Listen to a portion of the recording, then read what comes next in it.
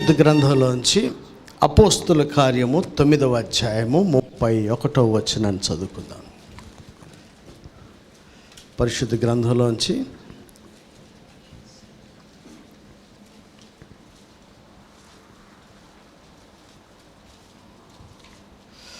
అపోస్తుల కార్యాలు 9వ అధ్యాయం 31వ వచనం చదువు. కావున యూదయ, గలిలయ, సమరయ దేశములందంతటా సంఘము క్షేమాభివృద్ధి నొందుచు సమాధానము కలిగి ఉండెను. మరియు ప్రభువునందు భయమును పరిశుద్ధాత్మ ఆదరణయు కలిగి నడుచుకొనుచు విస్తరించుచుండెను. పరిశుద్ధుడా, పరలోకమందున్న తండ్రి, నీ దాసులమైన మేమందరం ఏకీవించి ప్రార్థన చేస్తున్నాం. నీ సన్నిధిలో నీ లేఖనాలు ధ్యానించడానికి సిద్ధపడుచుండగా తండ్రి, మీ సన్నిధిని మాతో ఉంచి మా అందరితో మాట్లాడండి. మాకు వినుబుద్ధిని గ్రహించు హృదయాన్ని దయచేయండి. గ్రహించిన ఉపదేశాన్ని పాటించే మంచి మనసాక్షిని దయచేయమని యేసు నామములో అడుగుచున్నాం తండ్రి, ఆమేన్. అందరం కలిసి అపోస్తుల కార్యాలు, పిల్లలు మాట్లాడివ్వకండి. అపోస్తుల కార్యములు 9వ అధ్యాయం 31వ వచనం చదువుదాం.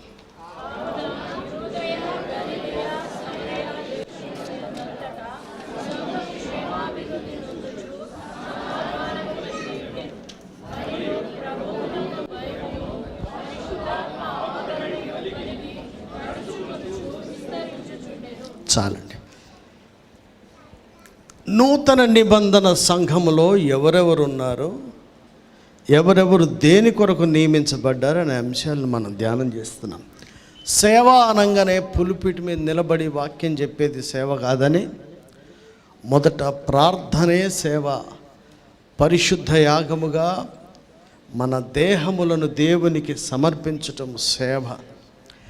ఆ తర్వాత సంఘములో పరిచారము, ఉపచారము చేయటం అనేదే సేవ. ఆ తర్వాత పంపబడిన దగ్గరికి వెళ్ళేది. దేవుడు సంఘము క్షేమాభివృద్ధి పరిశుద్ధులు సంపూర్ణులగుట కొరకు నియమించిన క్రమము అపోస్తలులు, ప్రవక్తలు, ఉపదేశకులు, సువార్తికులు, కాపర్లుగా ఈ 5గురిని కూడా సంఘ క్షేమాభివృద్ధి కొరకు పరిశుద్ధులు సంపూర్ణులగుటకు దేవుడే నియమించాడు. అంటే దేవుడు నియమించిన పరిచర్లు 5 కానీ పరిశుద్ధులు సంపూర్ణులగుటకు, అలాగనే సంఘము విస్తరించుటకు స్వస్థతశాలను దేవుడు పెట్టల. పరిశుద్ధులు సంపూర్ణులగుటకు, సంఘము విస్తరించునకు డెలివరెన్స్ మినిస్ట్రీ దేవుడు పెట్టలేదు. పరిశుద్ధులు సంపూర్ణులగుటకు, అలాగనే సంఘము క్షేమాభివృద్ధి నుండి విస్తరించున్నట్లుగా ప్రాఫెసీ మినిస్ట్రీ దేవుడు పెట్టలేదు. పెట్టిందల్లా ఆయన నియమించింది అపోస్తలులను, ప్రవక్తలను, ఉపదేశకులను, కాపర్లను, సువార్తికులను దేవుడు నియమించాడు. వీటికి మించింది బైబిల్లోంచి వచ్చింది దుష్టుని నుండి వచ్చేది. ఆయన చెప్పంది కొత్తది వస్తే అది దుష్టుని నుంచి. ఎందుకంటే ఆయన పంపించేటప్పుడే చెప్పారు, నేను ఏ ఏ సంగతులను ఆజ్ఞాపించానో వాటినే చెయ్యాలి, ఇంకో రకమైన విషయాలు చేయకూడదు. ఈ రోజున మరి అపోస్తలులు ఎవరు అనేవా దానికి మీరేం చెప్తారో కానీ పిల్లలు చెప్పారు. అబ్బా, నేను అడిగినాను కదా అపోస్తలు ఎవర్రా అంటే, మీ కొడుకు చెప్పాడబ్బా. ఏం చెప్తున్నాడు, వీడికి ఇంత నాలెడ్జ్ ఉందా? ఒకవేళ ఆడి చెడితే కనుక మీ ఇద్దరే కారణం. ఇవాళ మంచి బట్టలు వేసుకుని గొడవలు చెప్పుకున్నాడు అనుకోండి, ఎవరు కారణం? ఆడికి పిచ్చి ఎక్కలేదు, పిచ్చి ఎక్కిస్తారు. మన పిల్లలు చెడుతున్నారంటే మనమే బాలుడిగా ఉన్నప్పుడు పెంచలేదండి. నా కొడుకు చెడిపోతే నేనే కారణం. మంది మీద దొయ్యడం ఎందుకు? ఏమ్మా, ఫ్రెండ్స్ మీద అసలు దొయ్యకూడదు. మనమే బాలుడు నడవలసిన పెద్దవాడైనప్పుడు చెడిపోతున్నాడంటే చిన్నప్పుడు మనం నేర్పించామని అనుకున్నాం, అది సరిగ్గా పట్టలేదని వంటకి.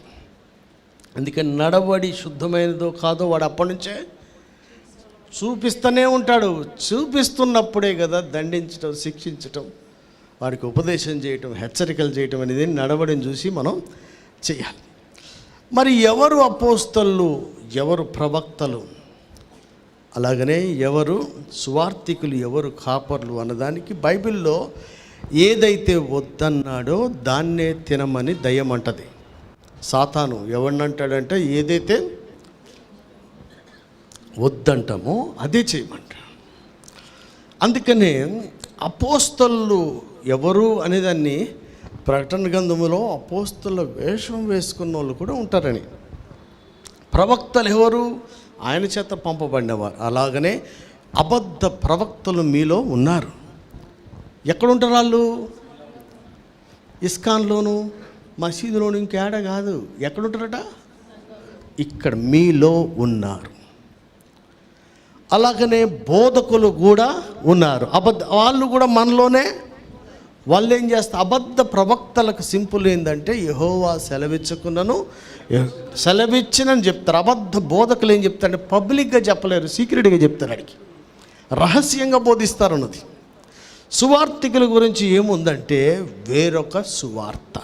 అంటే ప్రభువు చెప్పిన మారు మనసు ఇందులో ఉండదు, ప్రభువు చెప్పిన పాపముల గురించి ఇందులో పాప క్షమాపణ గురించి ఇందులో ప్రస్తావించదు. దేవుని రాజ్యం సమీపించిందని చెప్పేదే ఇది వేరొక సువార్త చెప్తారు. అలాగనే కాపర్లు, పాస్టర్లు అందరూ కాపర్లైన కరెక్టా? కాపరి గురించి యోహాను సువార్తలో ప్రభు ఏం చెప్పారంటే నీవు నా గొర్రెలను మేపాలి. నేను నిరీక్షణ చెప్పినప్పుడు అక్కడ ఒకటి లోపల వెనక కూర్చొని అనుకున్నా, పోయిన వారం చెప్పాను లేదు గుర్తులేదు, మళ్ళీ నాకు గుర్తులేదు, ఈ మధ్య కొన్ని గుర్తుండట్లేదు. ఏమనిపించింది అంటే నాకు 100 మంది కూడా విశ్వాసం లేరు మందిరంలో, ఏమో ఈ పరిచర్య గాలికి వ్యర్థమైపోయి ప్రయాసపడి అనిపిస్తుందా అనుకున్నా. కానీ ఇట్లాంటి పిల్లలు కూడా ఉన్నారు. మనలో సగం మంది పైన నిలబడి చెప్పగలిగే సామర్థ్యం మనకు ఇచ్చారు. దాన్ని బట్టి అనిపించింది పోలేబా జనం లేకపోతే తాళ్ళు లేకపోతే గట్టి గింజలు ఉన్నాయి అనేది నేను ప్రభువును స్తుతించాను. అలాగనే కాపరి అనేవాడు ఎవరంటే గొర్రె వలన లాభం కాదు, కాపరి వలన గొర్రెకి లాభం ఉండాలి. అప్పుడే కాపరి. మిమ్మల్ని మేపమన్నాడు. మేపి 200 కిలోల అవమానం కాదు అక్కడ. మేపడం అంటే ఏంటి? మేపడము సాధన, వీటితోని బలమునుంది. గుమ్మములో విరోధితో మనం పోరాడే శత్రువు మీద జయం, మనం దుష్టుని ఎదిరించు వారిగా మనం ఉండాలి. ఎవరికి ఇవన్నీ? ఆహారం బాగుంటేనేగా. ఎవరి బాధ్యత? నువ్వు ఎదిరించలేకపోతున్నామంటే, నీకు బలం లేదంటే. కానీ కొంతమంది రాంగ్ ప్లేస్లో బలం వాడతారు. ఒకడు ఉన్నాడట, జిమ్కి వెళ్ళి కోచింగ్ చేసి బాక్సింగ్ చేసి నేను అట్లా చేశాను ఇంట్లో చూపిస్తే బాగుందంటే బాగుంది కదా, ఎట్లుంటో చూపిస్తానని వాళ్ళ అమ్మ నాన్న కొట్టిడు అనుకోండి ముసలోడు. నీ బలం ఎక్కడ చూపించాలా? ఇంట్లో తలుపులు కిటికీలు కొట్టినావు, నీ బలం ఎక్కడ చూపించాలా? నీ సాధనంతా శత్రువు మీద చూపించాలి కానీ ఇంటి మీద కాదు. మీరు నేర్చుకునే ఎలా నా మీద చూపించకండి, బయట జనాలను చూపించి దేవుని దగ్గరికి నడిపించాలి. నేర్చుకునేది, బలం పొందుకునేది ఇక్కడికి రెఫరెన్స్ చేయడం కాదు. ఎక్కడ ఎలా? బయట చెప్పు, వాళ్ళని తీసుకొని మందిరానికి రావాలి. దాని కొరకు మనం మీ ఏకాంత ప్రార్థనలు, వ్యక్తిగత జీవితంలో దుష్టుని ఎదిరించే బలం పొందుకోవాలి. ఆ బలం వచ్చేదల్లా కూడా వాక్యం చదివితేనే. బలమునంతం, శక్తినంతం ఆత్మ ద్వారా వస్తుంది, వాక్యం ద్వారా వస్తుంది. అలాంటి బలాన్ని పొందుకొని వాళ్ళు జయ జీవితం జీవించినట్లుగా ఒక కాపరి పనిచేయాలి. కానీ హెస్కేల్ గ్రంథంలో ఏముంది? ఈ కాపరులు గొర్రెలను మేపుతారు. అమ్మాయికి నీకు ఎస్పీ కావాలి, కలెక్టర్ కావాలి, ఎందుకు? మొత్తం దొబ్బుదానిక, భూమి అంతా రాపించుకోవడానిక, మర్డర్ కేసులు తొలగించుకోవడానిక? దేనికి వీళ్ళు ఆఫీసర్ అవ్వాలి? కాదు కదా. వాళ్ళ వలన మనమే వాళ్ళకి ఆశీర్వాద కారణంగా ఉండాలి. వాళ్ళు ఏ స్థితిలో ఉన్నా వాళ్ళకి ఆశీర్వాదం ఒక కాపరి లక్షణం. అలాగనే కాపరి లక్షణం ఏంటంటే పెడితే ఎంతన తింటారు కానీ కాపు కాస్తే ఎవరికి? లైఫ్ 365 ఒక యాప్ ఉంది, నీకు పెడితే ఒప్పుకుంటావా? మీ ఆయనకు పెడితే ఒప్పుకుంటారా? ఖాయమని ఉందిగా బైబిల్లో. ఈ మేడం పెడితే ఒప్పుకుంటుందా? ఎవరైనా ఒప్పుకుంటారా? ఒక కాపరిని ఖాయమనుంది, నేను ఈ యాప్ పెడతారా, మీరు ఎక్కడ పోయి నాకు తెలుసుద్దంటే ఎంతమంది ఒప్పుకుంటారు? పెట్టుకోపో అని అంటారా? ఖాయమని ఉందిగా. నేను నా పిల్లలకు పెట్టాను కదా, అంటే నా పిల్లలు నేను కాసుకోవచ్చు, కానీ మీరు నా పిల్లలు కాదుగా. పేరుకే దైవజనుడా అంటే అంత తలంచుకుని తెలివి తక్కువ పనులు ఎందుకు చేస్తున్నాం? వెళ్ళకూడని చోటకి మన పాదాలు ఎందుకు పోతున్నాయి? నాకు ఎప్పుడో 4-5 years బ్యాక్ కెనత్ గారు వచ్చినప్పుడు చెప్పాడు, వాళ్ళ మనవరాలకు పెట్టాడట. వాళ్ళు ఎక్కడ పోయినా తెలుస్తుందంటే నేను వెంటనే మా పిల్లలకి ఇంట్లో పెట్టిన, నేను ఎక్కడన్నా పోతున్నా వస్తున్నా ప్రతీది కూడా ఇంట్లో వాళ్ళందరూ తెలిసిపోతుంది.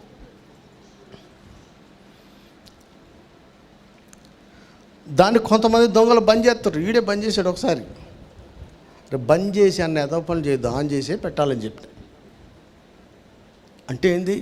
ఒక కాపరికి మీలాంటి వాళ్ళు ఏమనుకుంటారు, వాక్యం నచ్చి వస్తున్నా అన్నవాడు వాక్యాన్ని వదిలేసిపోయినాడు ఎంతమంది ఉన్నారు. వాక్యం నచ్చి రావడం కాదు, దైవజనుడు కాపరి అంటే ఎవరైనా ఒప్పుకుంటావా? నా పేరు చెప్పలేదు అనుకుంటుండే. దానికి ఇంకో యాప్ ఉంటుంది వీడి దగ్గర, తిరగేసే యాప్. దైవజనుడు అంటే వాక్యాన్ని ఇచ్చి, ఆహారాన్ని ఇచ్చి మిమ్మల్ని బలపరిచేవాడు కాదు, కానీ మిమ్మల్ని కాయడానికి కూడా మీరు ఇష్టపడే రావాలా. అంత సీక్రెట్ మెయింటైన్ చేస్తే నీ కొరకు పాతాలు పట్టుకోవడానికి ఆయనకి ఏముంటుంది? అంత ఏముంటుందబ్బా? అలాంటి పరిచర్యలకు భిన్నంగా ఉండేటువంటి పరిచర్య అంటే, నువ్వు ఏడన్నా ఒక పాస్టర్ గారు అన్నారు మన ఊర్లోనే, నువ్వు ఏడన్నా పో దశంభాగం పంపన్నాడట. ఏడన్నా పో దశంభాగం ఎందుకయ్యా? నువ్వు గొర్రెను కోసుకొని తింటాక, గొర్రెను ఈ రీసౌండ్ వస్తుందా, నీ చెవులు పనిచేస్తలేవు. గొర్రెను కోసుకొని తింటానిక గొర్రెను బలపరిచి శత్రువుని ఎదిరించడానికి దాన్ని సిద్ధం చేస్తున్నామా? ప్రార్థన ఎంతవరకు అంటే శోధనలో పడకుండా, నువ్వు పడకుండా, మరి నీ మీద దాడి అయితే శత్రువుని అంతమొందించాలి కదా, వాడు అగ్ని బాణాలను ఆర్పేయాలి కదా, నీ చేతిలో వాక్యం అనే ఖడ్గం ఉండాలి కదా. అవన్నీ ఎట్లా వస్తాయి? ఇక్కడే నేర్చుకొని వెళ్ళాలి. హల్లెలూయా. కనుక సంఘాల్లో ఇవన్నీ ఎందుకు చెప్తున్నా అంటే, మీకు ఇలాంటి సంఘం అని ఇది అనిపించకపోతే ఇమీడియట్గా నాతో పాటు నరకానికి ఎందుకు పోతారు? మీరు మంచి చచ్చిపోండి. ఒకవేళ మీరు వెళ్తున్నది కానీ, మీ వాళ్ళు వెళ్తున్నది కానీ అది సరైనది కదా, నరకానికి పోతాడంటే ఆ చర్చికి ఎట్ట పోనిస్తున్నావు? వాడి మీద ప్రేమ లేదా? వాడు నరకంలో ఉండగా నువ్వు చూసి ఆనందిద్దామని చూస్తున్నావా? ఎట్లా పంపిస్తున్నారు? ఎట్లా పంపిస్తారు? ఎవడు భోజనంలోనే స్లో పాయిజన్ ఉందని తెలిసిందనుకోండి, తినేస్తావా? మనోడు సత్యచచ్చలే తినేస్తారా? వాడు ఉపదేశం నరకాన్ని తీసుకుపోయేదని, మా దేవుని దగ్గర పరలోక రాజ్యంలో చేర్చలేదని, దేవుని ఎరిగిన క్రియలు వాళ్ళకి లేవని మీ వాళ్ళకి తెలిసినా చూడ చేస్తున్నామంటే స్లో పాయిజన్ చస్తుంటే చూసే టైప్ మనం. ఇలాంటి సంఘాలు చాలా ఉన్నాయి. కానీ బైబిల్లో ఉన్న సంఘం ఎట్లుండాలంట? అపోస్తలుడైతే పంపబడినవారు, ప్రవక్తలైతే దేవుని ఇచ్చని బట్టి ప్రవచించినవారు. బేసిక్గా పిల్లోడు చెప్పాడు, ఎవరు సోను చెప్పాడు, ఎవర్రా అంటే ఆడు మొదట శిష్యుడై ఉండాలని చెప్పాడు. ఎంత పెద్ద అపోస్తలుడైనా శిష్యుడై ఉండాలి. శిష్యుడు అంటే ఎవరు శిష్యుడబ్బా? పిలిస్తే వదిలేసి వచ్చినోడు, వదిలేసి రానోడు, అసలు దేనికి పనికి రానోడు అనమాట. ఆడు ప్రవక్త అయినా, అపోస్తలుడైనా, బోధకుడైనా, కాపరైనా, సువార్త ఎవడైనా ముందు శిష్యుడు కానోడు అసలు ఏమీ కూడా కాలేడు. అలాంటి పరిచర్యల్లో నూతన నిబంధన సంఘం ఉండాలని పరిశుద్ధ గ్రంథం చెప్తుంది. రెండవదిగా సంఘములో వీళ్ళందరూ కూడా ఉండాలి. ఒకడు ఒక తెగ కాదు, ఒకడు ఒక జాతి కాదు, అందరూ ఒక దగ్గర ఉండాలి. ఆ పరిచర్యల నిమిత్తం ఎటుపోయి వచ్చినా సంఘం అంటే మళ్ళా మనది అయ్యి ఉండాలి. అలా ఉంటేనే పరిచర్యలు కొనసాగించబడతాయి. ఈ రోజున చదివిన లేఖన భాగంలో మళ్ళా చదుమా 31. కావున యూదయ గలిలయ సమరయ దేశములందంతటా సంఘము క్షేమాభివృద్ధి నొందుచు సమాధానము కలిగి ఉండెను. మరియు ప్రభువునందు భయమును పరిశుద్ధాత్మ ఆదరణయు కలిగి నడుచుకొనుచు విస్తరించుచుండెను. చాలు. ఇక్కడ సంఘము క్షేమాభివృద్ధి పొందడము, పరిశుద్ధాత్మ యందలి ఆదరణ కలిగి, తర్వాత నడుచుకొనుచు విస్తరించాలంటే ప్రోగ్రామ్స్ డబ్బులుంటే సరిపోవు. మనకి నెంబర్ 1 ఏంటి? ప్రభువునందు భయము, పరిశుద్ధాత్మ ఆదరణ కలిగి నడుచుకొంచు విస్తరించాలి. దేవుని భయం లేకుండా చేసే పరిచర్యలు నానాటికి విస్తరించట్లేదా అంటే, అయ్యా మనం వేసే వరికి బోళ్ళంత ఎరువేయాలి, పిచ్చి మొక్కలకి ఎరువేయాల్సిన పనే లేదు, రపరపరపర పెరుగుతుంటాయి. అవి పనికి వచ్చాయి కాదు. ఒకవేళ చిన్నపిల్లలు యవనస్తులు ఇప్పుడే సేవలోకి వచ్చినకి ఏం డౌట్ ఉంటుంది? దేవుని సెలవు లేనిదే తలంటకు రాదంట. ఈ మొక్క ఎందుకు మొలిచింది? మొక్క ఎందుకు మొలిచిందంటే నిన్ను పీకమని చెప్పడానికి. పీకు తింటావా? నీకొచ్చి నీ బుద్ధి ఏమైంది? గడ్డి తింటుందా అని చూడడానికి. కొన్ని ఎందుకు వస్తాయి లైఫ్లో? ఆ లైఫ్లో పిల్ల వచ్చింది ఎదురుకుండా, ఎందుకు వచ్చింది, నువ్వేం చేస్తావు అని. డబ్బులు వచ్చి పడ్డాయి, నువ్వేం చేస్తావు అని. దేవుడా పిల్లల అనే టైం వచ్చింది, ఏం చేస్తావు అని. ఎందుకు వస్తున్నాయంటే అందుకే వస్తాయి, మనం ఏం చేస్తావు అని. అప్పగించబడిన పని చేస్తావా? డబ్బులు ఇస్తే ఇంకో పని చేస్తావా? బిలాము డబ్బులకు అమ్ముడు పోలా? ఆయన దేవుని పని ఏమైనా బలర్పిస్తా పోతాడు ఏంటి? దేవుని పేరట చెప్పడానికి కానీ వద్దన్న ప్లేస్కి వెళ్ళిపోతున్నారు.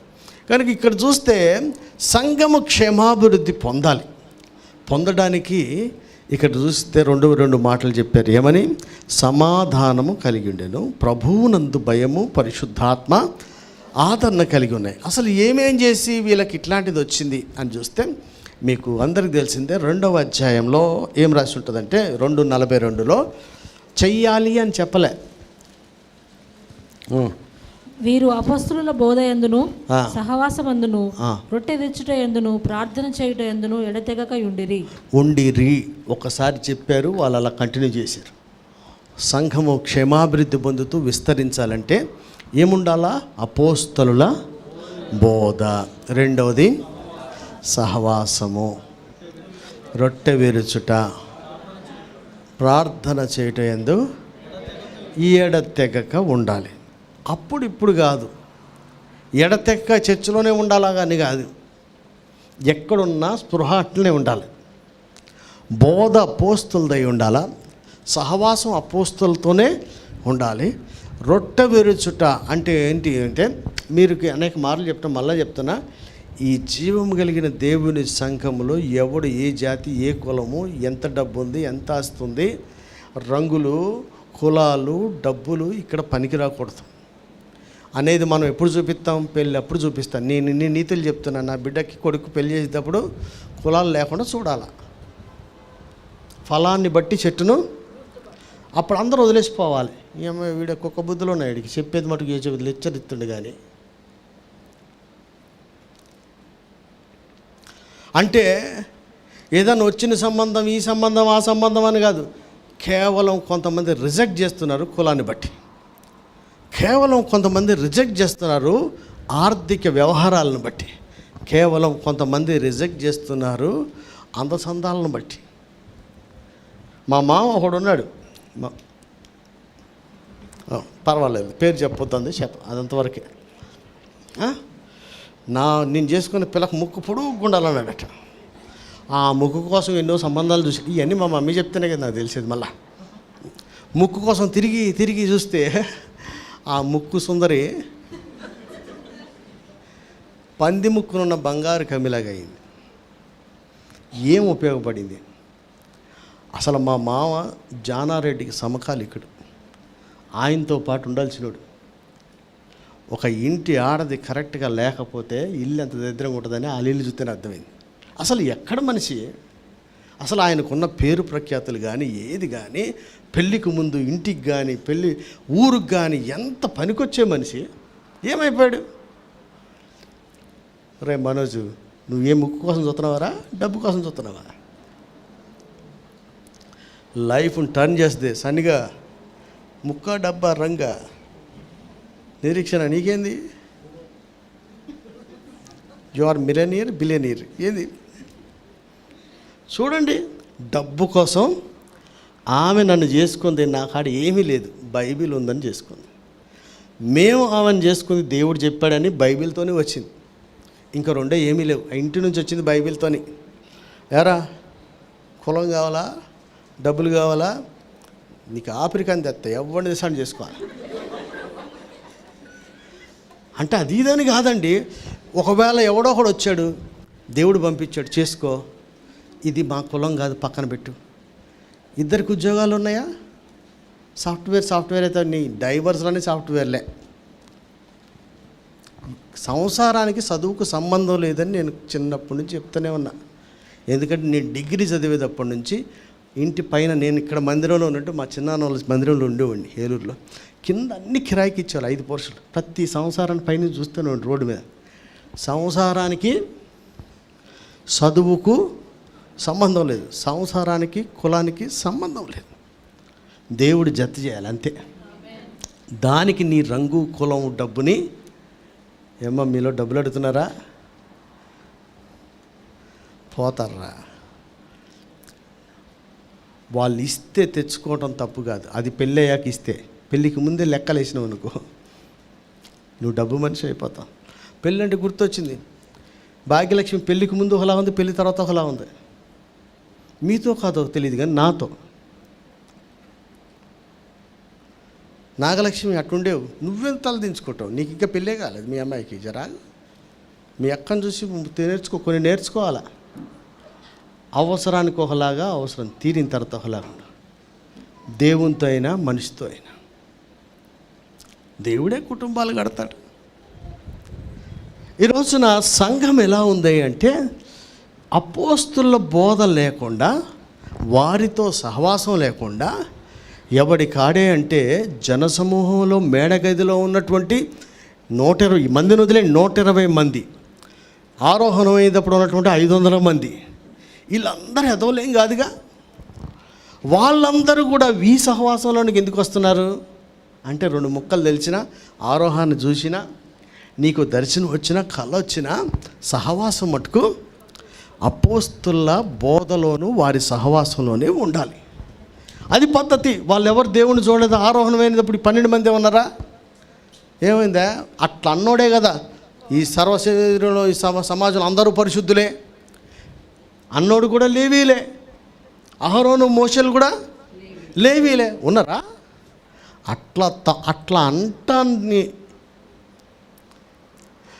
అంటానికి ఏంది కారణం అంటే, నీకు నాకు వేరియేషన్ ఏముంది? మనలో చాలామంది ఒకటి, పాస్టర్ గారికి నాకు ఏం తేడా? అరే తేడా ఉందబ్బా, నువ్వు సత్యాగా తెలుస్తుంది. అది ఆ ఒక్క రీజన్ బట్టి నిన్ను తొక్కిపడేస్తాడు. ఎందుకని? దేవుడు నువ్వు మోషతో సమానం గట్టించుకున్నావు నువ్వు అన్నాడు దేవుడు. అలాగనే సంఘంలో బోధలు, అన్ని బోధలు కాదు, అపోస్తుల బోధ ఉండాలి, అపోస్తులతోనే సహవాసం ఉండాలి. రొట్టె విరుచుట యందు, ప్రార్థన యందు ఎడతెగక ఉండాలి. అన్ని రకాల జాతులు మన దగ్గరే ఉండాలి. మనది కుల సంఘం కాదు, యేసుప్రభు సంఘం. యేసుక్రీస్తు అందరికీ ప్రభు అని పెళ్ళప్పుడు కూడా చూపించాలా. కొంతమంది ఎవడన్నా వస్తే, కాదు ఈడు కాదు, ఇంకోటి కావాలని చేసుకోవయ్యా, ఇంకో జాతినన్నీ అట్లా చెప్తలే. ఈ ఒక్క రీజన్ బట్టి రిజెక్ట్ చేయకండి. దేవుడిని ప్రార్థన చేస్తున్నావా? దేవుడు నీకు ఎవడన్నా పంపిస్తాడు, చేసుకోరాదు. రీజన్స్ని బట్టి ఎందుకు చేస్తారు? కులాలను బట్టి ఎందుకు చేస్తారు? ఆస్తులను బట్టి ఎందుకు చేస్తారు? చదువులను బట్టి ఎందుకు చేస్తారు? ఇప్పుడు నేనే ఉన్నా, నేను ఎప్పుడు చెప్తున్నా, నా భార్య ఏకీపించట్లేదు, ఇప్పుడు కూడా ఏకీపిస్తుంది కొన్ని రోజులు. చదువుకి, బిడ్డకి చదువుకి సంబంధం. నా బిడ్డకి చేసుకునేవాడు తక్కువ చదువైనా చదువును బట్టి రిజెక్ట్ చేయకూడదు. అది సంసారానికి పనికొచ్చేది కాదు. వాడి కుటుంబాన్ని ఏలువాడై ఉండాలి, ఇంటి వారిని పోషించువాడై ఉండాలి. చదువుకున్న వాళ్ళల్లా పోషిస్తున్నారా? కర్ణమ్మ చుట్టం కదా, మీ చుట్టమేనా? మిర్యాలు కూడా ఎవడో చెప్పావు, మంచి పొజిషను, డాక్టరేట్ ఏదో ఉందట, చచ్చిపోయింది కదా. ఎంత మంచి చదువు అని ఉద్యోగిస్తే చిత్ర హింసలు పెట్టి ఆఖరికి చచ్చింది. చదువు కాదబ్బా అక్కడ, సంసారానికి ఏం కావాలా? దేవుని యందలి భయభక్తులు కలిగి ఉంటే, రే నీ కొడుకు భార్యను కొట్టిండంటే నీ ఫాల్ట్ అది. త్రివేణి, నువ్వు ఎట్ట నేర్పిస్తున్నావు? సొంత శరీరంలాగా చూసుకోవాలని ప్రతి తల్లి కొడుకు నేర్పాలి. కొడుకు ప్రవర్తించాడు అట్లా అంటే తల్లిదే ఫాల్ట్, సరిగ్గా నేర్పలేదు. నువ్వు ఒక ఆడదానివే కదా, ఎట్లా నేర్పుతాం మనం? ఏం తెలియపోయినా దున్నపోతుల్లా పెరిగొచ్చినా ఇప్పుడన్నా దేవుని నదిగినందుకు, బాప్తిసం పొందినందుకు, సంఘంలో చేర్చబడినందుకు ఆడపిల్లని సొంత శరీరంలాగా చూసుకోవాలి. అసలు అట్లాంటివి చేయకూడదు. ఇంట్లో అవి ఉండకూడదు. ఆడపిల్లలకి చెప్పండి, మొగుడికి చదువు తక్కువైనా, భర్తకు చదువు తక్కువైనా, జ్ఞానం తక్కువైనా, ఆస్తి తక్కువైనా ఆడి మీద ఎక్కి ఆడించకూడదు. మీరు పిశాచులు అవుతారు అట్లా ఆడిస్తే. ఏం నవ్వుతున్నావు కదరా? ఆడిస్తుందా? దాసు నవ్వేస్తుందంటే ఆడిస్తుందా? ఏదమ్మా, ఆడించకూడదు. ఎందుకంటే వాళ్ళైనా సరే అన్ని విషయాల్లో లోబడమని బైబిల్ చెప్తుంది. దేవి ఆడిస్తున్నావా, లోబడుతున్నావా? ఏమో ఆ ఏటు పోయింటాడు. అన్ని విషయాల్లో లోబడాలి. ఇది అపోస్తుల బోధ అండి. మా ఆవిడ ఆఫీసరు, నేను అటెండర్ అయితే అది బయట, ఇంటికి యజమాని ఆయన అయి ఉండాలి. ఈ బోధలో చేయాలి. కనుక ఆ కాలాన సంఘం క్షేమాభివృద్ధి పొందుతూ ఎందుకు విస్తరించింది? పిల్లలారా వినండి, భర్తకు సంపాదన తక్కువ ఉందని భార్య పెత్తనాలు చేస్తే అది పిశాచిది. బాగా సంపాదిస్తే కాళ్ళు మొక్కి నీళ్ళు కడిగి నెత్తిమే వేసుకుంటే అది ఇంకా దయ్యం, అది డబ్బు కోసమే ఉందన్నట్టు. భర్తని భర్తలా గౌరవించాలి. మీరంతా ఎట్టబోయారో పోండి, ఈ పిల్లలకు మంచిగా చెప్పవేంది నేర్పించండి. ఇప్పుడు ఈ వయసులో ఎవడు మారిచేస్తాడు? మారలేరు. బాలుడిగా ఉంటాడు, పెద్దయినా వింటున్నావారా నువ్వు? పెద్దయిన తల్లి ఇప్పుడు కరెక్ట్గా ఉండాలా. వీడే మొన్న చిన్నప్పుడు అన్నాడు, చూసి ఈ పనులు చేస్తారా, ఆడవాళ్ళు చీపురు పట్టుకుంటారా అన్నోడు గిన్నెలు కడుగుతున్నాడు. ఇప్పుడు మొన్న రమ్య డ్యూటీ వేసింది. చెప్పండి, రమ్య మీ కోపం ఇదేంటి? వీళ్ళందరూ ఏమో వాళ్ళు వచ్చేదే శనివారం ఒక పూట ఇంటికాడ చెప్పి రానిస్తారో రానియరో, మళ్ళీ ఏంది ఇది? అయిందా ఇంటికాడ? నవ్విందంటే అయినట్టే. అయిందా? ఏం చూస్తే అరే మోను నీకు ఎన్నిసార్లు చెప్పాలరా, సోను కడగవేంద్రా అంటే వీడు రపరప ప్యాంటు లేపి పడిపోతా లేచి కింద కూర్చోలేక పసవలేక శుభ్రంగా కుక్కర్ మొత్తం కడిగి పెట్టాడు. ఒక్కొరికి ఒక గిన్నె, 10 గిన్నెలు అయితే లేవు. అంటే పిల్లవాళ్ళకి చెప్తే చేసేస్తారు. ఇక వాళ్ళు పిల్లలు కదా, పెద్దలైతేనే ఇప్పుడు అవసరం అంటావా అంటాడు. ఎరసన్ని ఇప్పుడు అవసరం అంటావా అంటే పెద్దోడు అయినట్టు. పెద్దోడు అయ్యాడంటే ఆ పరలోక రాజ్యానికి బోడు. దేవుని సన్నిధిలో మీరు పెద్దోళ్ళు అవ్వండి కానీ ఇందులో మటుకు ఎప్పుడు పిల్లల్లానే ఉండాలి. అంటే ఏంటి? పిల్లోడికి ఎప్పుడైనా ఆధారపడడం అలవాటు. గతంలో చెప్పాను కదా, పెద్దరికి ఆధారపడడం అలవాటు. నాకంటే మా నాన్నకు బాగా తెలుసని నమ్మడం ఉండాలి. అప్పుడే పిల్లోడు అవుతాడు, అప్పుడే పిల్లలు అవుతారు. ఇలాంటి బోధలో సంఘం ఉంటే గనక అది దేవుని భయములో ఉన్నట్టు. విషయం ఏంటంటే ఈ 4 ఉంటే దేవుని భయములో ఉన్నట్టు, పరిశుద్ధాత్మ నడిపింపులో వాళ్ళు ఉన్నట్టు. ఈ 2 ఉంటే సంఘం ఆటోమేటిక్గా విస్తరిస్తూనే ఉంటుంది. రెండో మాట చూస్తే 2వ అధ్యాయం 4వ వచనం, 44వ వచనం చదువుమా. విశ్వసించిన వారందరూ ఏకముగా కూడి తమకు కలిగినదంతయు సమిష్టిగా ఉంచుకొనిరి. ఇదియుగాక వారు తమ చరస్థిరాస్తులను అమ్మి అందరికీ వారి వారి అక్కర కొలది పంచిపెట్టిరి. చాలండి. ఆదిమ సంఘములాగా ఆదిమ సంఘంలో ఉద్యమం వచ్చేయాలంటే ఎట్టొస్తుందబ్బా? ప్రార్థన చేస్తున్నారు, లెక్చర్ ఇస్తుర్రు, ఎన్ని డబ్బులు వస్తున్నాయో ఎవరికి తెలియదు. ఎవరి దగ్గర ఎన్ని డబ్బులు ఉన్నాయో. సంఘం ఎప్పుడంటే పరలోకంలో డబ్బు గుర్చుకోవాలి, ఇక్కడ వేస్ట్ అనిపించిందండి మరుక్షణమే మనమంతా కూడా ఓపెన్ బుక్ అయిపోవాలి.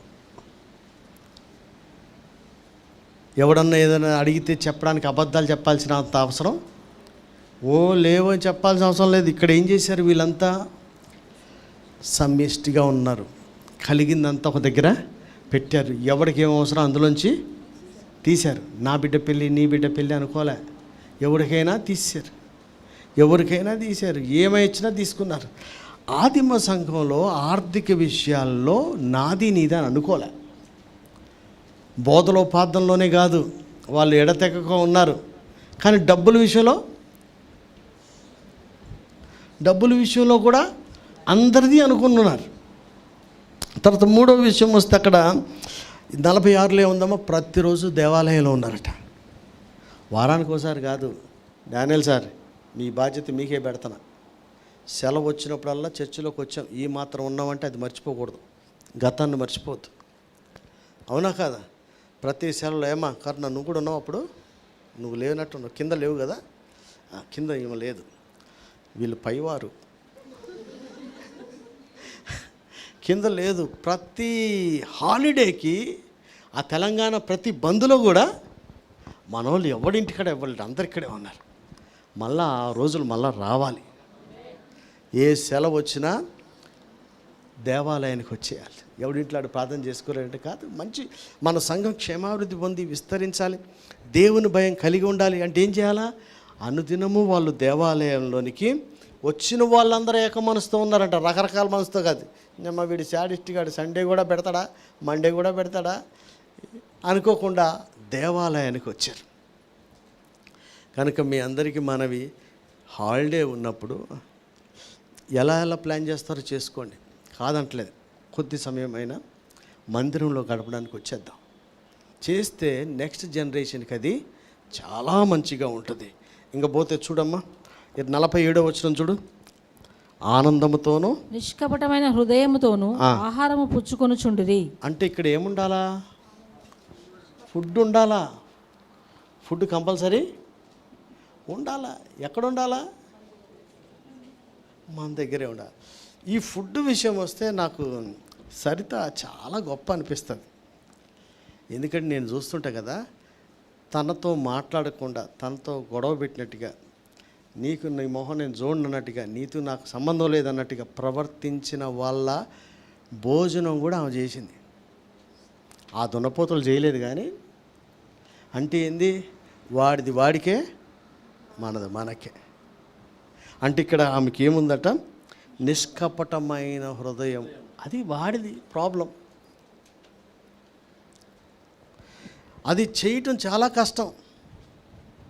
అది చేయటం చాలా కష్టం. మనకు అన్నీ గుర్తొస్తుంటే రీల్ తిరుగుతున్న కొద్దీ అయినా సరే దేవుని వాక్యమే రీల్ను తొక్కాలి. అందరికీ గుర్తెందుకు రావు, అన్నీ గుర్తొస్తాయి. కానీ మనకి నష్టం చేసినోడితో కూడా మనం మంచిగా మాట్లాడగలగాలి. నష్టం చేసినోడితో కూడా భోజనం పెట్టాలి. ఎక్కడ మీ ఇళ్ళల్లో ముచ్చట కాదు, ఇది ఎక్కడ ముచ్చట? సంఘములో భోజనాలు ఉండాలి. భోజనాలు రద్దు చేసేద్దాం. భోజనం పెట్టాలితేనే కదా నువ్వు ఏ మాత్రం పెడతామని తెలిసేది. భోజనం పెడితేనే కదా గంటల సైజు ఎట్టున్నాయో తెలిసేది. భోజనాలు పెడితే కదా ఇస్త్రాకులు అన్నం వేసుకోగానే ఇరిగిపోతాయో గట్టుకుంటాయో తెలిసేది. కొంతమంది ఇస్త్రాకులు చూస్తుంటే అక్కడ అన్నవేగానే ఉంగిపోతుంది. ఇంకో 10 రూపాయలు బెటర్, అదే గట్టిది వస్తుంది. ఎందుకట్ట అంటే పిల్లలు ఒకడు పడేసుకున్నాడు. మొన్న నేను 2-3 నెలల క్రితం ఎక్కడో చూశాను, మనకాండే చూసిన. అది ఏం భోజనమో తెలియదు కానీ వీళ్ళు వేయగానే పిల్లలు కదా ఇస్తరాకు ఇట్లా మడతపడింది, కింద పడి. అంటే శ్రద్ధగా ఆతిథ్యం కూడా ఇవ్వాలి. అలాంటి ఇక్కడ భోజనాలు ఎందుకు అంటే నీ ప్రేమను వెల్లడించడానికి, అది నీ పద్ధతి ఏందో తెలుసుకోవడానికి. నీ అతిథి సత్కారాలు ఎంతవరకు ఉన్నాయో ఆదిమ సంఘంలో ఇవన్నీ అంటే ఏంటి? నెంబర్ 1 ఏంటి? వాళ్ళకి బోధ, సహవాసం, రొట్టె విచ్చట, ప్రార్థన ఉన్నది. ఫైనాన్సెస్ అందరికీ, అంటే ఎవరికి అవసరం వచ్చినా అందరూ రెస్పాండ్ అవుతారు.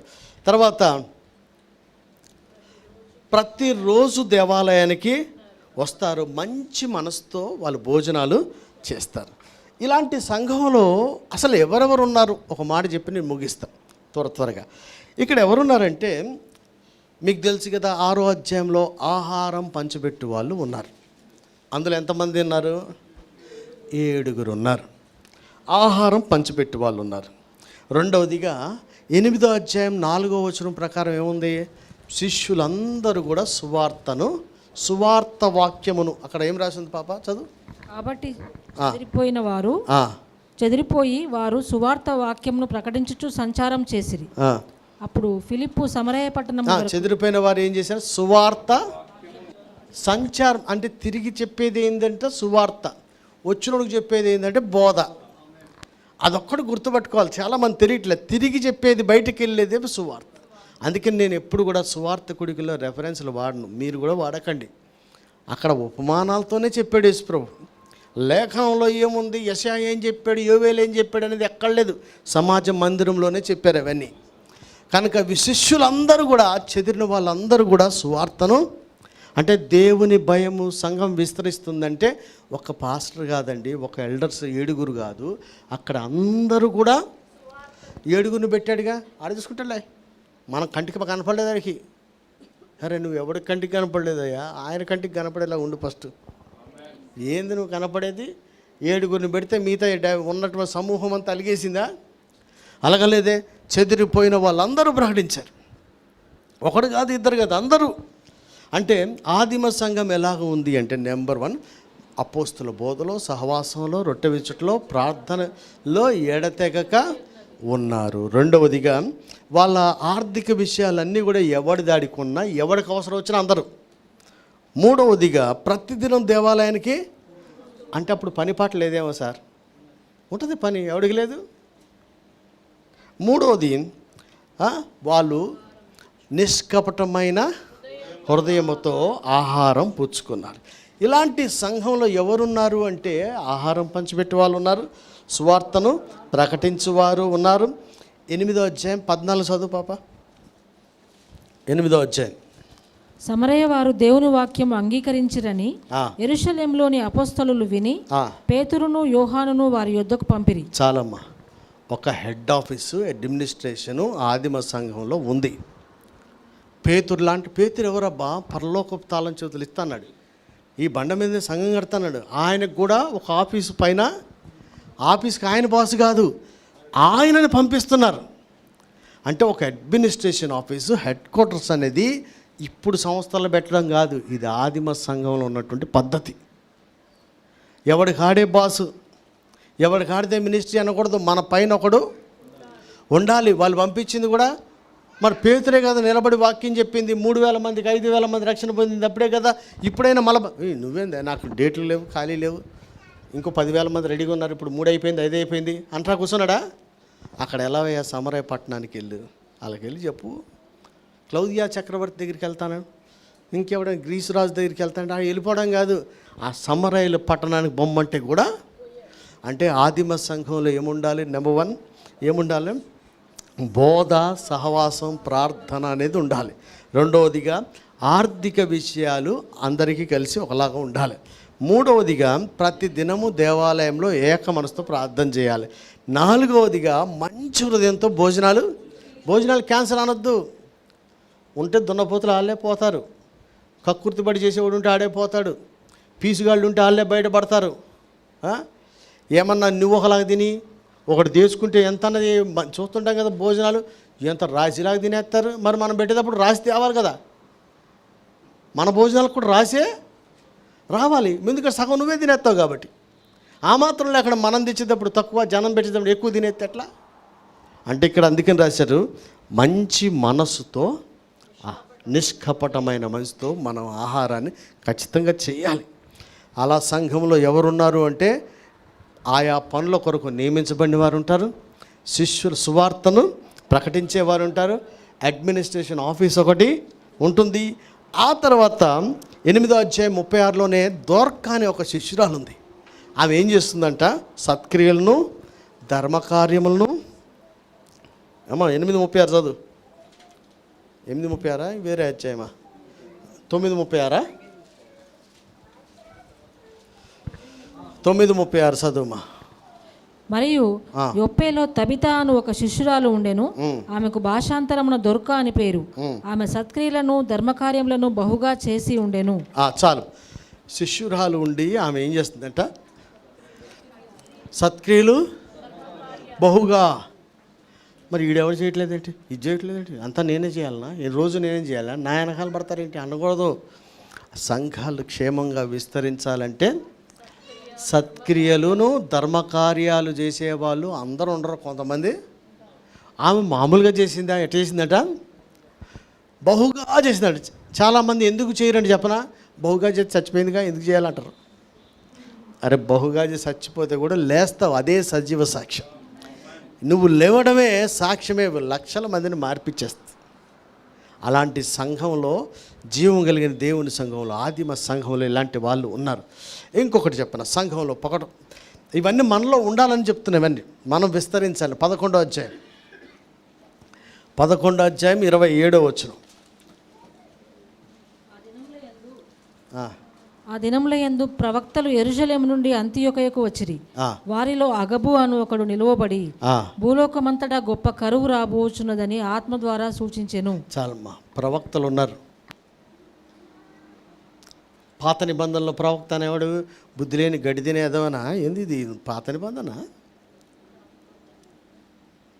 భూలోకమంతటా గొప్ప కరువు వస్తుందని చెప్పిన ప్రవక్త ఉన్నాడు. ఈ ప్రవక్త ఇవాళ చెప్పి చచ్చిపోలే. మళ్ళా అపోస్తలుడైన పౌలు యెరూషలేముకి వెళ్ళి మళ్ళీ ఎట్లాంటి శిక్ష అనుభవిస్తాడు, ఏం జరుగుతుందని కూడా మళ్ళా చెప్పినటువంటి ప్రవక్త. ఆ కాలాన ప్రవక్తలు ఉన్నారు. ప్రవక్తలు ఇప్పుడు కూడా ఉండాలి. అంటే బయలుపరిచిందే చెప్పేయాలి, మళ్ళీ సంచేసుకొని ఊరంతా తిరగమని కాదు. అంటే మీరు ప్రవక్త, దేవుడు మీకు ప్రవచన వరం ఇస్తే నువ్వు కుంపడి పెట్టమని కాదుగా. సంఘములోనే ఉండి దేవుడు బయలుపరిచిన విషయం సంఘానికి తెలియజేసే సంఘము ఆదిమ సంఘం. అందులో ప్రవక్తలు ఉన్నారు. ప్రవచన వరాన్ని అపేక్షించండి అని బైబిల్ చెప్పినప్పుడు మనలో ఎంతమంది అపేక్షిస్తున్నారు? దేని కొరకు మనం ఉన్నాం? బైబిల్లో దేవుడు చెప్పింది చేయకుండా నాకు స్వస్థతే బాగుండు, నేను ఎవరిని ఎత్తిమి పెడితే ఆడు వదిలిపోవాలి, ఇలాంటివి కాదు. అపేక్షించమంది ప్రవచన వరాన్ని. దాని గురించి ఇక్కడ ప్రవక్తలు ఆదిమ సంఘంలో ఉన్నారు. ఇంకా 11వ అధ్యాయము 29 చదువుమా. అప్పుడు శిష్యులలో ప్రతివాడును తన శక్తి కొలది యూదయలో కాపురమున్న సహోదరులకు సహాయం పంపుటకు నిశ్చయించుకొనెను. చాలా బా. ఆదిమ సంఘం ఎట్లా ఉందట? ఎట్లుందబ్బా?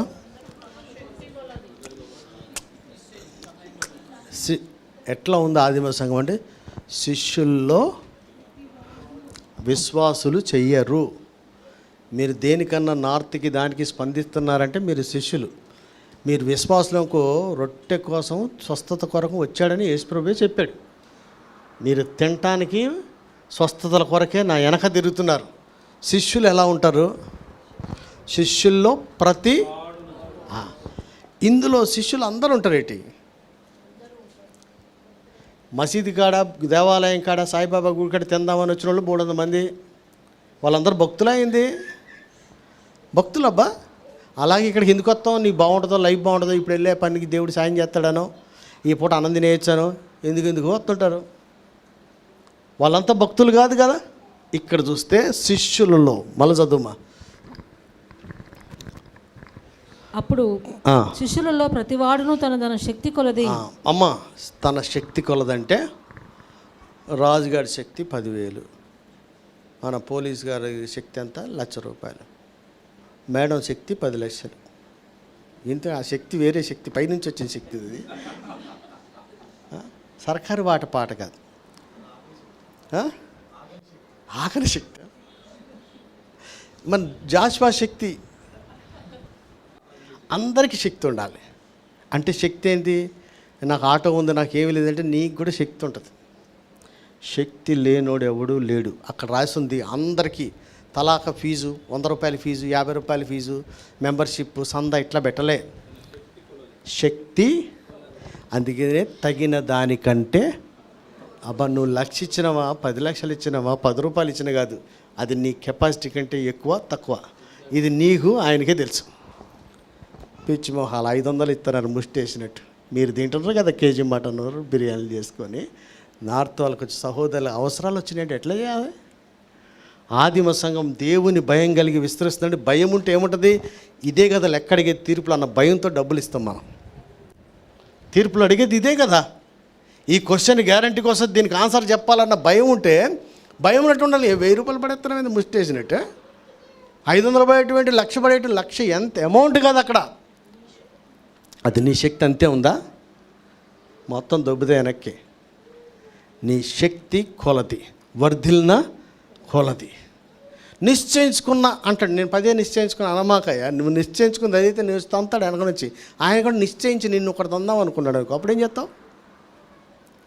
కనుక ఈ రోజున ఆదిమ సంఘం ఎందుకు దేవుని భయం అంటే ఏంది, ఎట్లా విస్తరిస్తుందంటే శిష్యులలో, మళ్ళీ చెప్పండి, శిష్యుల్లో అయ్యా మీరు శిష్యులైతే ప్రతివాడు స్పందిస్తారు.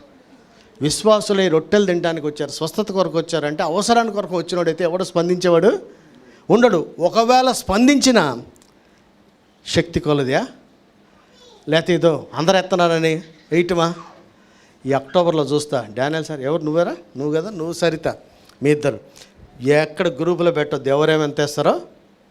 ఏమనుంది? శక్తి కొలది. అప్పులు చేసి ఇమ్మని ఏడ బైబిల్లో లేదు, నువ్వు దాచుకోకుండా ఇమ్మని మటుకి గ్యారెంటీగా ఉంది. మీ శక్తి కొలది ఎవరికి ఇచ్చారట? పిల్లోడికి, ముసల్దానికి, ఇంట్లో వాడికి, ఆడికి, నీ కోసం నువ్వు. ఇది కాదు, సహోదరులలో అక్కర్లు ఉన్నటువంటి వారందరికీ కూడా ఆదిమ సంఘం చేసింది. కనుక మనం కూడా ఆదిమ సంఘాలకు విస్తరించాలి. పరిచర్ల గురించి మొన్నటిదాకా ధ్యానం చేసి, ఇప్పుడు మనం ఎట్లుండాలి? మనం ఎట్లుండాలి? నెంబర్ 1, అప్పగించిన పని చేసేవాళ్ళలాగా ఉండాలి. 7 ఏ పని చెప్తే అది చేశారు. రెండవదిగా శిష్యులైన వాళ్ళందరూ సంచారం చేస్తూ ప్రకటిస్తూనే ఉన్నారు. మూడవదిగా ఎట్లున్నారు? ఒక ఆఫీస్ ఉంటుంది, అక్కడి నుంచి పంపిస్తే నువ్వెంత పెద్దోడైనా 3000 మంది 5000 మంది రక్షణలోకి నడిపించినా, బాప్తీసాలు ఇచ్చినా హెడ్ ఆఫీస్ చెప్పినట్టుగా వినాలి. మన చర్చిలో సంఘాలు ఎట్లుండాలి? అందరు ఎట్ట చేస్తే మనకెందుకు? ఒక శిష్యురాలు ఉంది, ఆమె ధర్మకార్యాలు సత్క్రియలు బహుగా చేసిందంట. అంటే అందరికి మించి చేసేవాడు కూడా మనలో ఉండాలి. నువ్వెంత, నేనెంత? మనలో కూడా కొంతమంది ఉండి ఎంత ఎత్తనో చెప్పు, ఎంత ఎత్తనో చెప్పేది ఎందుకు? నీది ఎంత చూసుకో. నీ జీతం ఆయన జీతం ఒకటా అయింది?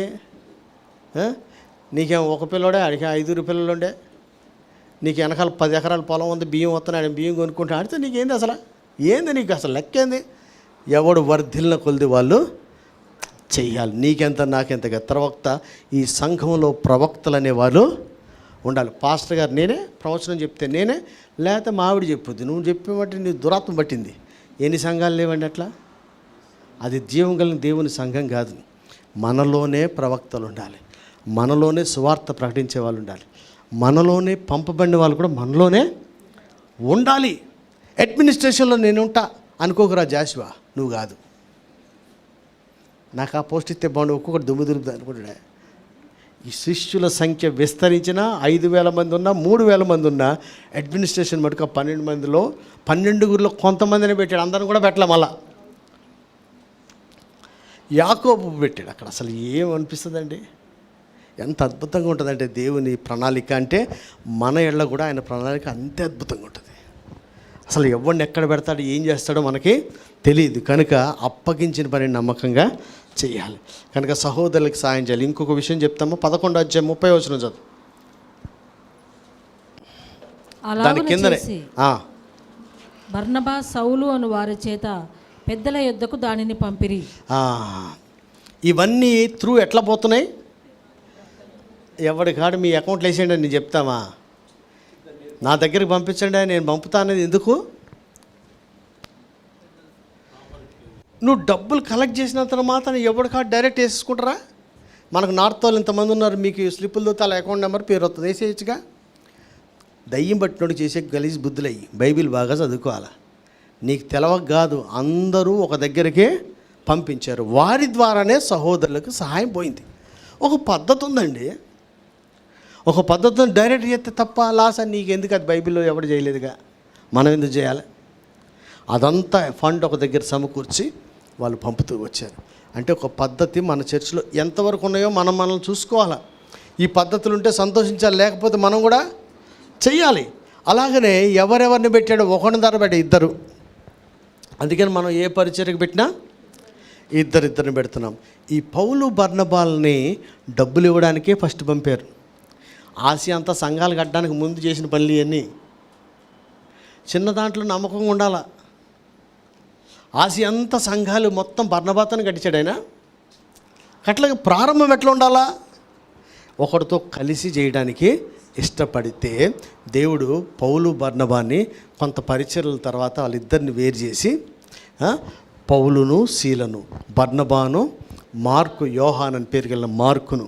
ఆ మార్క్ అనేవాడు ఎట్లా, యోహాన్ అనేవాడు వీళ్ళకి బ్యాగ్ పట్టుకొని పరిచయం చేసేవాడు. ఆ తర్వాత బర్నబాతో కలిసి పరిచయడానికి వచ్చారు. స్టెప్ బై స్టెప్ అందరు వచ్చారు, ఒకేసారి రాలేదు. ఇలాంటి సంఘమే మన సంఘం కూడా అయి ఉండాలి. అలా అయితేనే సంఘం విస్తరిస్తుంది. అలా అయితేనే సంఘం విస్తరిస్తుంది. బర్నబా ఉదాహరణ, బర్నబా పేరు తీసి డానియల్ సార్ పేరు పెడతా. డానియల్ సార్, నాకు దర్శనం వచ్చింది, దేవుడు చెప్పాడు, నన్ను పంపించాడు. నిన్ను ఎవడెలా నీవేంది, నీ కథ ఏంది, నువ్వు గుడిపల్లి, నువ్వు నీ టీచర్ ఉద్యోగం, నాకు కుదురుద్దా? బర్నబాకు దర్శనం లేదు, పాడలేదు. బర్నబాని హెచ్చరిక పుత్రుడని సంఘమే పంపించింది. ఆయనకి దేవుడు చెప్పాడు, ఇక్కడ వీళ్ళు చెప్పారు, ఇద్దరు కలిసి పనిచేస్తున్నారు. అరే ఏం బైబిల్ మంచిగా చదువుకోవాలబ్బా, ఒకడికి దర్శనం రాగానే ఇంకోటి లేనోటాన్ని ఎదవని చేసేస్తున్నారు. అట్లెట్లుంటుంది? ఆ బర్నబాకి హెచ్చరిక, ఏం లెక్చరిస్తాడు, ఏం రెఫరెన్స్లు చెప్తాడు, దర్శనాలు చెప్తాడు, కళ్ళతో అందరినీ హెచ్చరిస్తాడు.